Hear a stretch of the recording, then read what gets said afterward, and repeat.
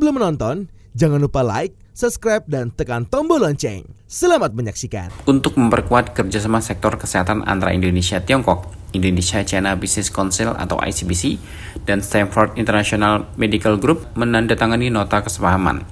Penandatanganan dilakukan di kantor ICBC, Plaza Maspion, Jakarta Pusat. Dari ICBC yang hadir dalam penandatanganan ini Ketua Harian ICBC Ali Hussein, Wakil Ketua Harian ICBC Hasan Kosasiko, Wakil Ketua Harian ICBC Suwandi Lim, Sekjen ICBC Basilio Dias, dan Wakil Sekjen ICBC Suryawan Wijaya, dan Ketua Bidang Hukum dan HAM ICBC Timothy Sim. Sementara dari pihak Stanford International Medical Group yang hadir diantaranya Presiden Direktur Yayasan Boylin Zicheng, Wakil Presiden Stanford International Medical Group Lin Daoxuan, dan General Manager Modern Cancer Hospital Guangzhou Kantor Cabang Indonesia Hu Yihai.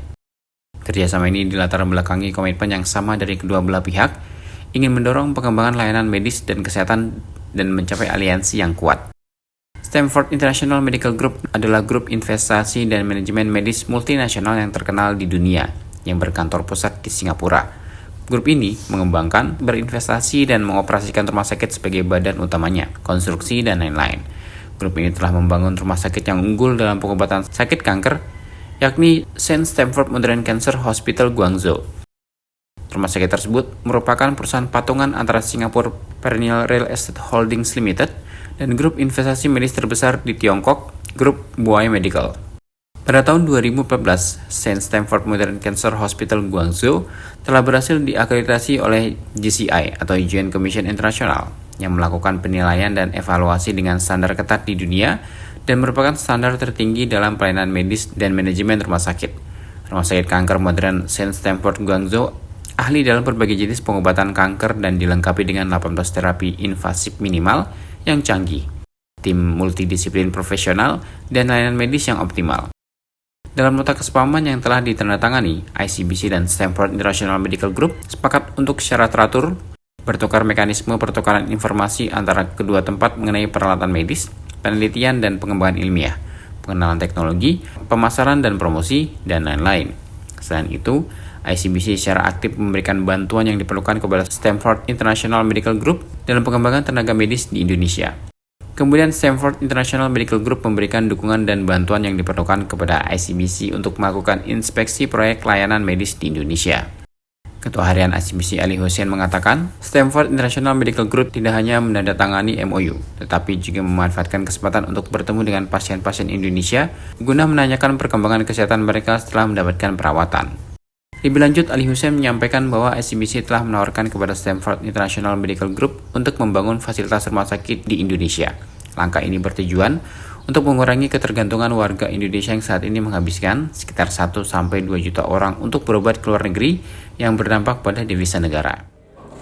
Puji Tuhan, Alhamdulillah kita hari ini kedatangan dari Bos Starman Lim yang dari rumah sakit terkenal di Guangzhou.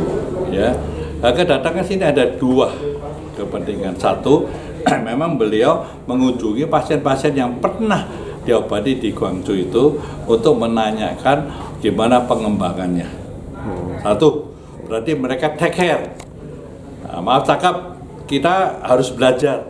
Masa dokter-dokter kita kalau pasien pergi kita nggak pernah mengunjungi. Ya, satu.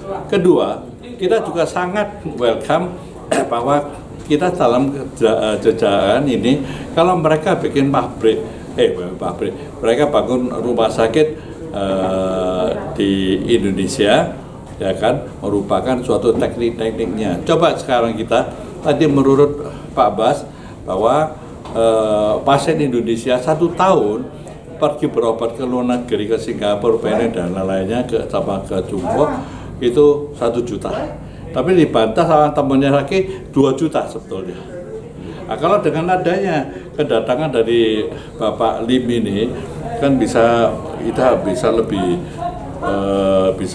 lebih baiklah, lebih untuk pasien-pasien kita daripada pasien-pasien kita keluar negeri terus habis devisa kita kan habis. Lebih baik mereka yang datang. Ya, mudah-mudahan kalau mulia dengan beliau, tujuan mulia dengan beliau ini kita akan terima dengan baik. Kita ICBC akan terima baik dan kita berobat di Indonesia, dan kita dan mungkin barang-barang mau di sini produksi, ya. Akhir kata, cintailah produk-produk Indonesia. Jadi mereka untuk dapat ini kita akan membuat feasibility study (FS). Ya, kita bikin FS dulu, baru dari dalam baru tahu undang-undang, pengaruh dari lingkungan itu semuanya dicocokkan dengan undang-undang kita. Dengan ada FS itu baru bisa dilakukan. Presiden Direktur Yayasan Buai Mr. Lin Zicheng mengungkapkan antusiasme tinggi terhadap rencana pembangunan rumah sakit di Indonesia. Yayasan Buai Lin Zicheng melihat potensi besar dan kerjasama ini untuk memperkenalkan teknologi medis canggih dari Tiongkok kepada masyarakat Indonesia. Namun, Mr. Lin Zicheng juga menekankan pentingnya mematuhi regulasi hukum yang berlaku di Indonesia. 在中国做肿瘤做了20年了，这20年来也帮助过很多来自印尼的朋友。我们也想更好的把我们中国的优势的医疗来服务更多的有需要的朋友。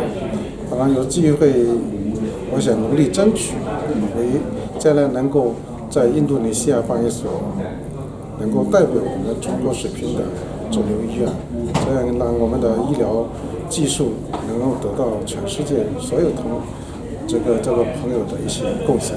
还是要看印尼当地的国家政策，它的对我们这个外国医生能够来印度尼西亚执业的问题，还有我们中国的一些先进的医疗设备、药品如何进到印度尼西亚来，这需要很多法务的问题、政府的政策的问题来配套，才能解决我们下一步的工作推进。Tim Elgin Media laporkan.